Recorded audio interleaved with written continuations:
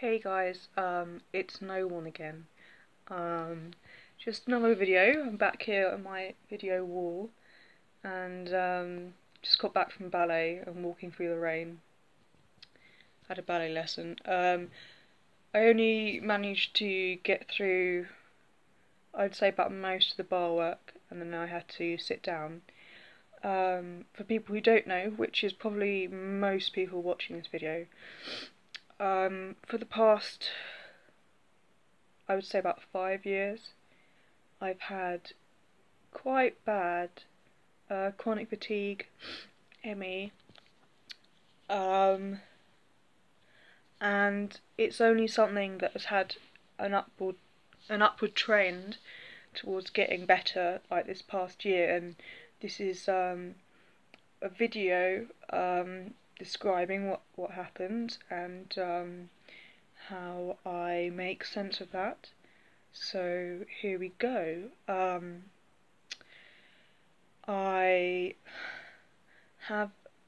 30 now, and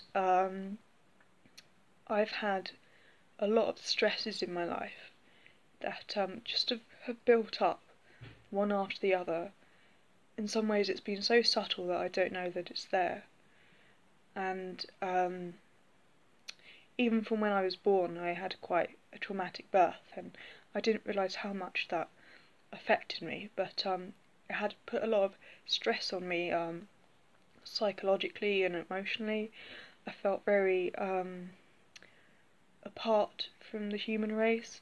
Sometimes I felt apart from my own body. I just felt that I was just in the wrong body and the wrong life. I don't really know how to explain that properly, but there we go. So, and also I was bullied at school. Like I think most people on here, I think there's quite a lot of people on the internet who are able to feel they're able to express themselves, who have been through that. So that also happened to me, and it made me very unconfident about life in general and about the future. You know, believing that you want something, believing that you can go after it, believing that it's yours if you can put work into it. That kind of attitude I never really developed. So I just stopped. And around, I would say about 15, everything came to a head. And one day, something had happened with one of my friends, and I just started crying. And I cried, I cried for about maybe a week, and I went lower than I had thought possible, to the point of having suicidal ideation. And I never really recovered from that properly, because what I chose to do was to push it away by going into like a fantasy world. I would make up stories, and that was my life. That was more real to me than my real life. And to deal with the fact that my real life wasn't going anywhere, I started lying to people. I'd make up all these lies to try and explain why I was the way I was. And of course, when that came, I came clean about that when I was about 20. So I lost my friends through that, because they felt that they could no longer trust me. And the 5 years before that, I was just spending all my time indoors. I hardly went out, I hardly socialised. I just didn't feel able to. And for the next 5 years, the guilt that what I've done made me very attracted towards things that dealt with me harshly, because I felt that's what I needed. I needed to get like whipped into shape, pushed really badly. So I just went to like a really strict Bible study, and it was all about cutting things out of your life, not going near things. It made me very frightened to go outside and do things that people my age are usually doing. And also coincided, that was the start of my anorexia. That was around age 22, I think. So I just had a lifestyle of denying myself, just getting smaller and smaller, and that way it kind of made sense to me. It kind of dovetailed everything that had built up in my life, that this was the way that life was. And when I moved out of my house when I was 25, I moved out of my parents' house. I met someone, and he was my first try at a relationship, because before then I just wouldn't go out, and I didn't want to try everyone's emotional stuff. It was just another thing on my plate that I couldn't cope with, and I couldn't really cope with my own either. But this person made me feel like, oh, okay, I don't know what I'm doing, but I want to try.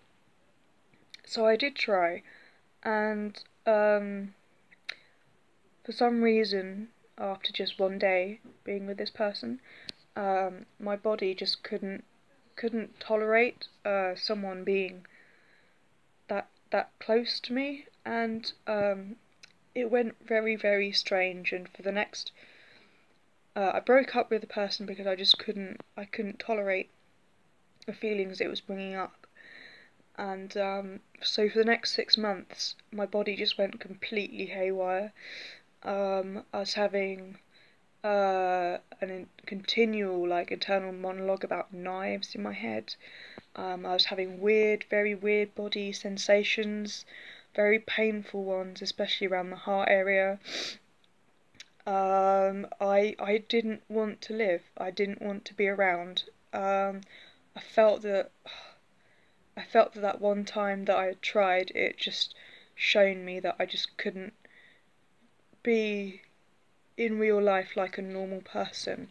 And now looking back on it, I think that's pretty close to what people call heartbreak, and that's what I felt like inside. That I felt shattered in bits.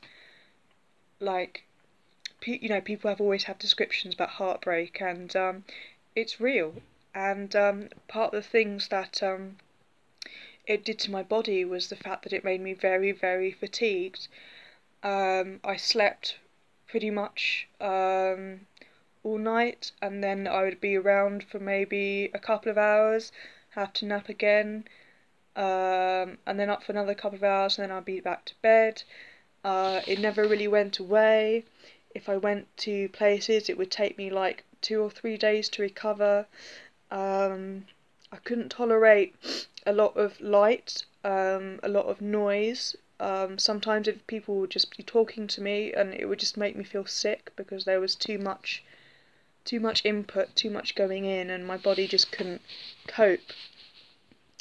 And so that was left over from my breakdown when I was 25. And the fatigue never really got better. It didn't get worse, but it didn't get better. And so I couldn't work because my fatigue was just so bad. I couldn't keep regular hours. I couldn't plan it. Some people are able to, if I sleep for a couple of days, I can do this on this day, and that's what it wasn't like for me. So I couldn't work. So this time, no, last July,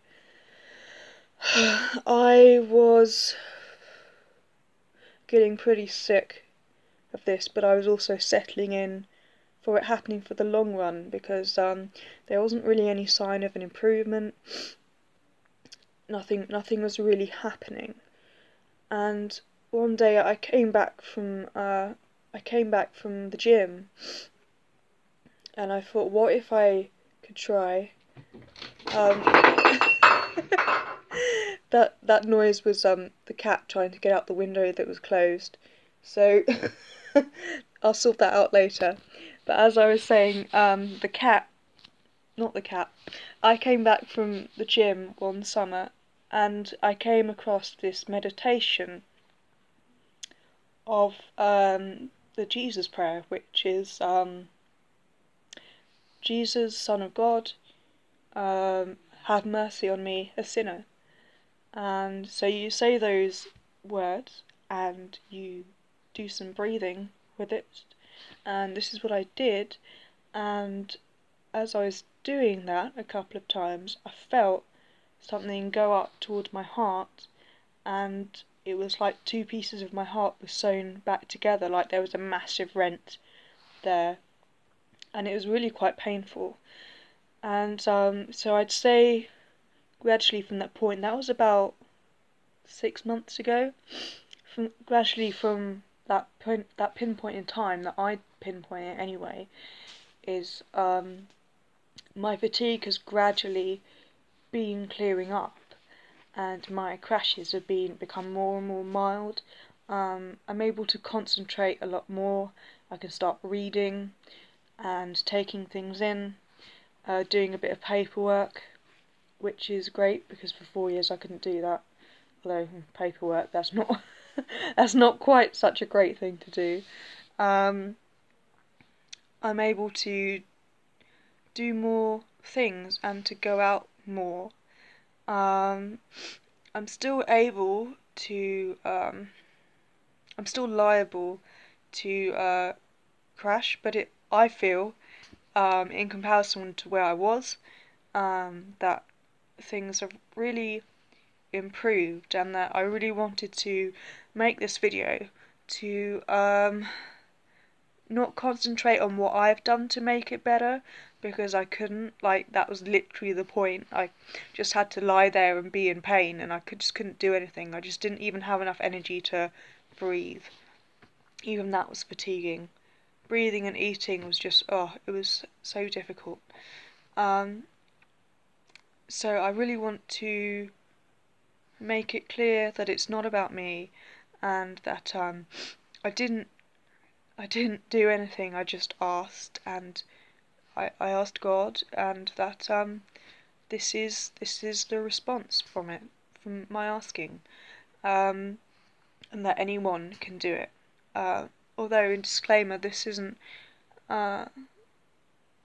like how it will happen for everyone, and particularly with people with chronic fatigue, they hear, you know, messages like do more, do this, blah blah blah, and that's really not for them. And if you're one of those people who's clicked on this video because that's what you have, I really take with a pinch of salt what I've said, because you may feel after you've watched this video that means that you have to do more when you really should be resting. And I just really want to encourage you that to take it easy on yourself, and to go that way, and try not to hear what I'm saying as an encouragement to push yourself, and that, oh, if she did this, I can do this, because that's not how it works. Anyway, I just wanted to do this video, and so I'm now gonna finish it and upload it. So I'll see you later. Bye.